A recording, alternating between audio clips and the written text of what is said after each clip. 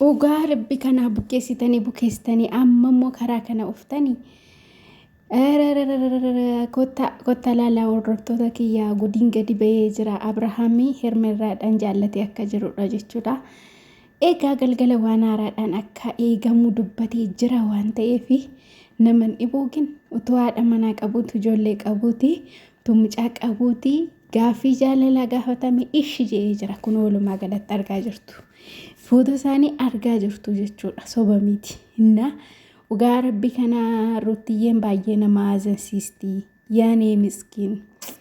Dhugaa rabbi baay'ee garaan nyaatti mucattiin maaliif yoo jettani ishee ammana kaayee kun dubartii biraa sin jaalladha dubartii jettee gaaffii jaalalaa iyyeestee fi ishee wajjiniin kunoo qayyii baqayyii ሆኖ መጥቷል ማለት ነው። ይሄ የወንድ ሀልጫ ምን አይነት ሰው ነው ይሄ?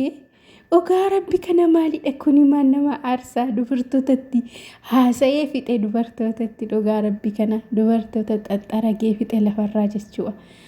Innaa dubartoota meeqa jaallate amma hin argitan yeessumarratti jechuudha. Nama garramu wayne balaachoo jedhe namichi jaallatee miti dhugaa ተቃጠልኩ እንዴ ሩትዬ በጣም ታዛዝናለች። እግዚአብሔር ምስክሬ ነው። ወይኔ ሩትዬ የኔ ውድ የኔ ቆንጆ አይዞሽ በርቺ ማልጎቹ ደንደኛ ጃባዱ ሲንጀነ መሌ dhugaa rabbi kana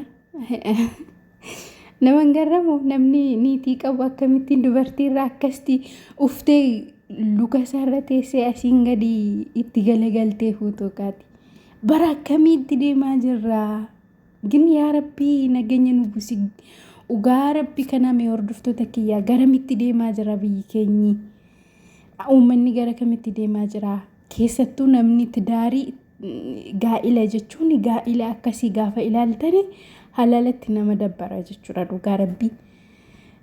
Amma namni tokko heerumuuf yoo qophaa'e wanti kun yeroo fuuldura isaaniitti ta'u borcarraan kun na qaqqaba jechuu danda'a namni tokko jechuudha. Baay'ee nama dabbara dhugaa rabbi kana. Indee baay'ee nama dabbara baqa. Abrahaam antiikoo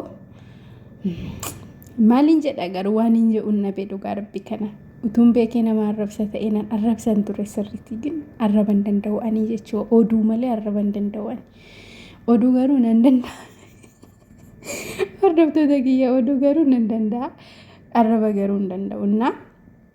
Hojii isaa rabbaa laatuu fi dhugaa rabbi kana amma mucaan isaa hin guddata. Mucaan isaa guddatee viidiyoo kanan argaa suura kanan argaa maal jedhamee gaafa sana mucaan isaa yoo gaaffii kana gaafate maal deebisa deebii?